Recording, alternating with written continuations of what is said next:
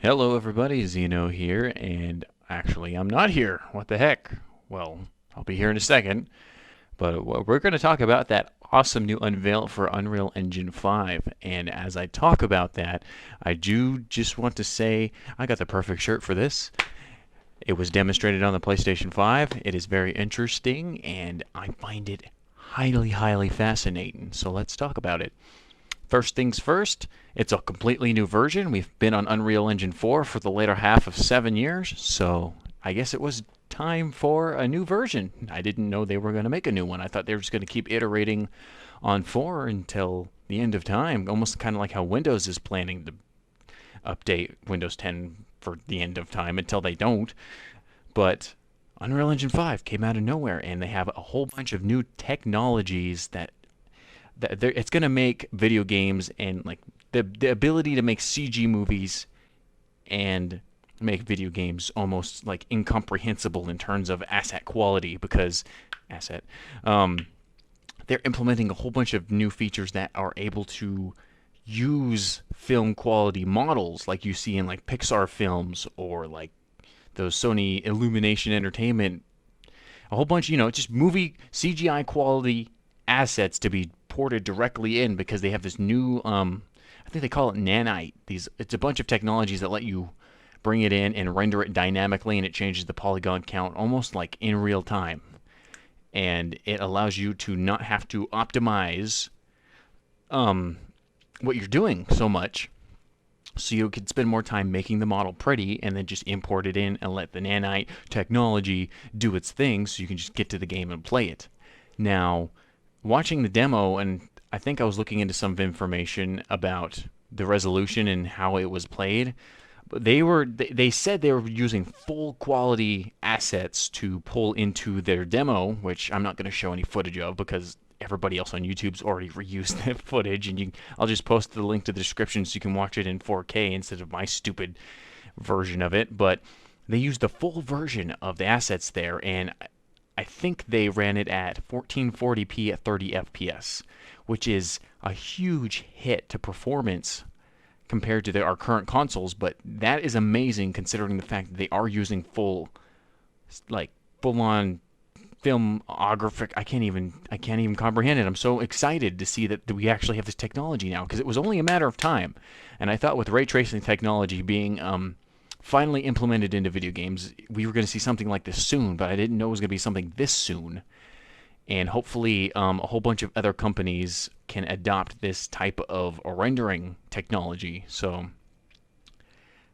it just leaves me to be excited. And the thing is, they even say you don't even have to use the full film quality version of the model. You can like cut its resolution. It's what they use to draw the pixels because they render the triangles, the polygons of those models dynamically depending on the resolution on what game you're playing in. So if you're playing at 1440p, every triangle will render per pixel at the 1440p resolution, which most models in current games don't even do.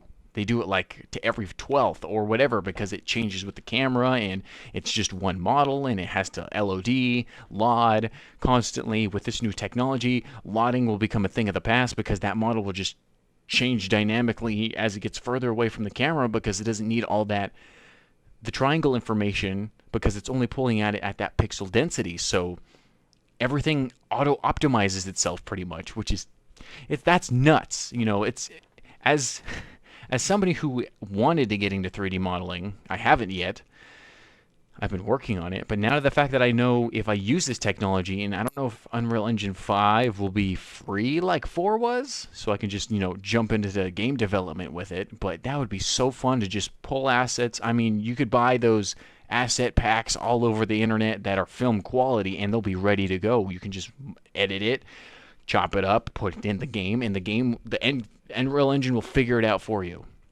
It's nuts. Now I'm going to stop talking about the nanite because I'm more excited about that than anything else. But they also have a new technology called dynamic global illumination, which is almost like a competitor to ray trace lighting because it allows for dynamic lighting almost entirely off of. Well, I don't know where I was going with that. It allows for dynamic lighting almost like real time constantly because it shoots the light out. It actually simulates the bouncing like ray tracing does, except probably at a less performance hit. I don't know how they do it. I don't know about a lot of the technology. I haven't looked a lot into it, probably because they haven't released a lot of information in. But basically, that's what it does. It almost simulates the light bouncing of ray tracing, but at a cheaper cost.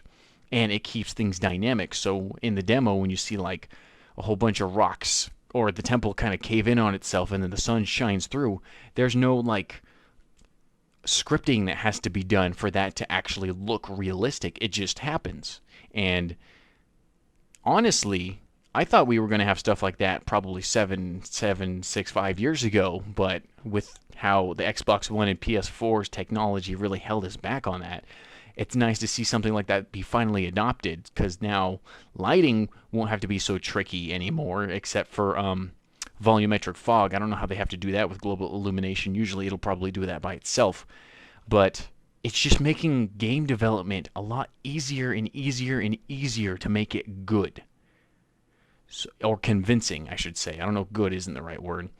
But you don't have to try as hard anymore to optimize the game. Well, optimizing is a point of argument because it's obviously taking a performance hit. If the PlayStation 5 is only running this at 1440p 30 FPS, there's a lot of calculating and things to do. So obviously there's a lot of optimization to do.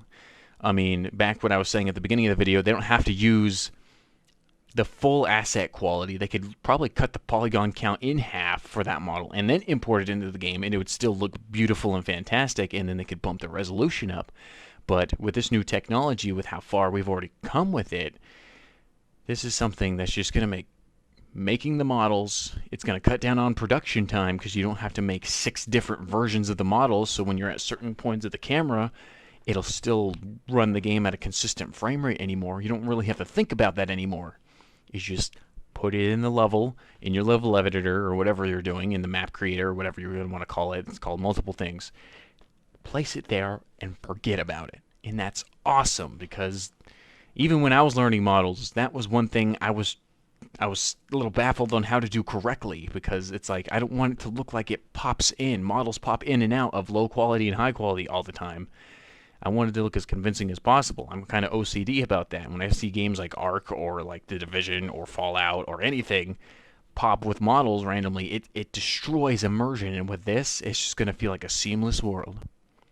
It's going to be fantastic and awesome. And I think they introduced a couple more technologies that I'm not mentioning here. I'd have to watch the video again. I'm just going off top of my brain and a couple notes here, but that's a lot of stuff to get excited for. And it's finally like the first true showing of next-gen technology that's finally going to be adapted into current video games. Because we've had this types of graphics capability in terms of raw GPU horsepower for the latter half of 4 or 5 years. But they're finally being able to use it in the correct way to where it'll feel truly next generation. So I just have to say, I'm excited. Can't wait for Unreal Engine 5 things to come out. It'd be cool to see easy adaptations from like 4 to 5 upgrades for video games. They didn't even mention DLSS, so imagine this.